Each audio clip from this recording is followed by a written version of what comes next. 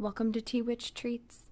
I know it's been some time since my last video, but let's just jump right into it. Today we have 3 bakes to go through. The first 2 were fails, the last one, absolute perfection.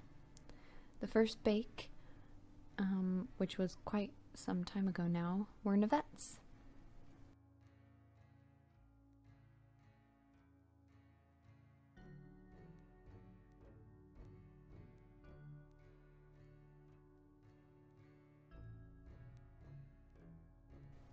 This is another Nostradamus recipe.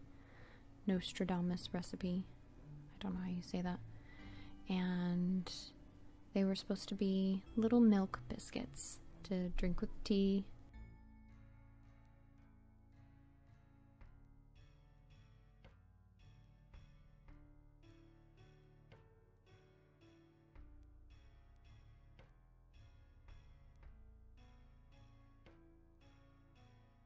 I poured myself a nice cup of tea. I don't remember what kind now since it's been so long.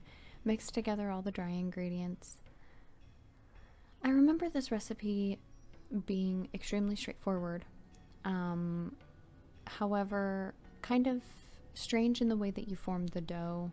You use olive oil to combine it all together, and that was something that I haven't really encountered other than in non-leavened bread. So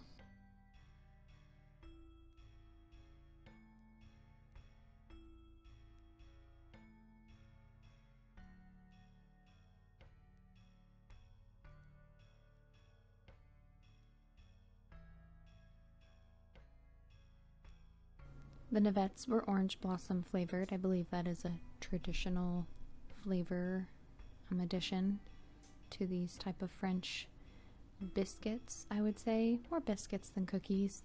The flavor of them, I was skeptical at first about the orange blossom flavor. It actually turned out pretty good. The only thing that I had a problem with was the actual texture of the biscuit. You chilled the dough for some time and then you took pieces off of it and sculpted your little, they're supposed to look like candles.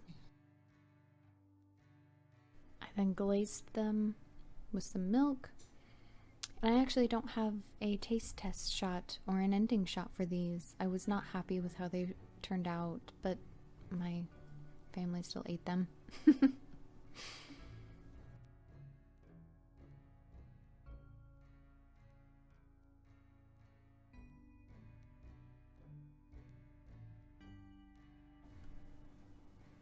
Next we jump into Salem pudding.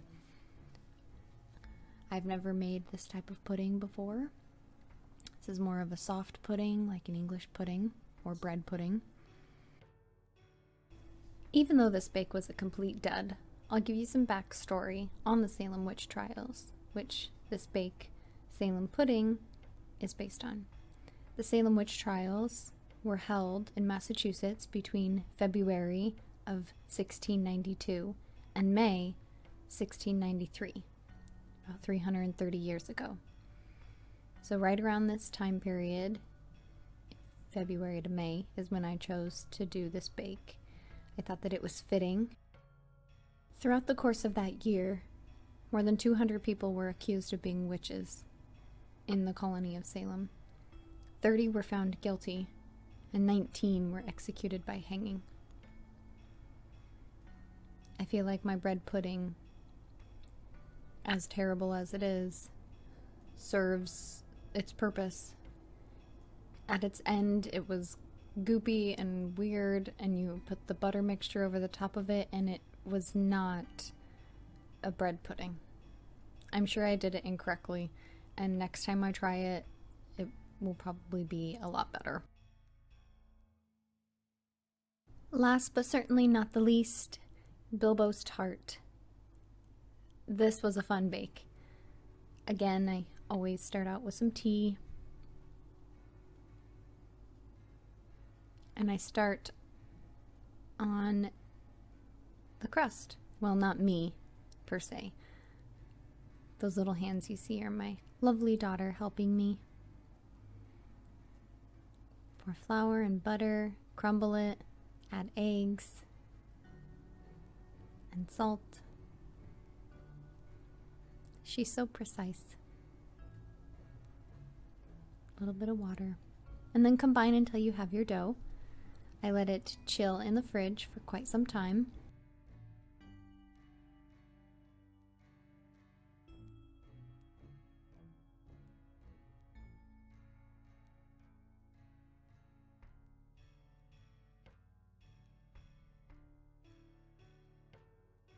Once the dough was all chilled, I rolled it out nice and flat to be able to fit into my pie pan.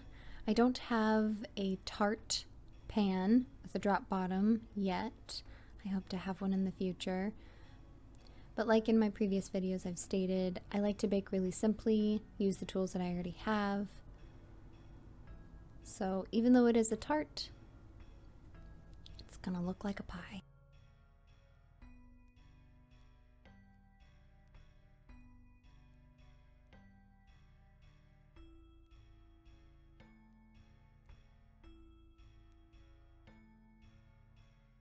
Bilbo's tart is as famous and as far away as the land of the Tooks, and came to him from his cousin Primula on the Brandybuck side. It is so delightful that if you happen to be tasting it in the company of Gandalf and a group of 13 dwarves, you're likely to forget your handkerchief on your way out of Bag End.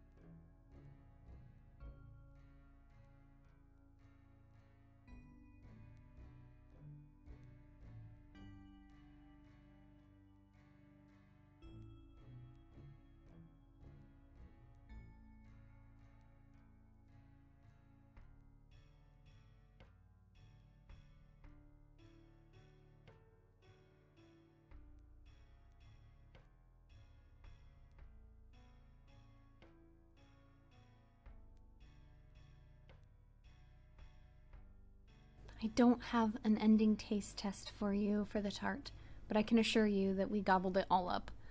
It was so delicious, and I really appreciate my daughter helping me with this bake.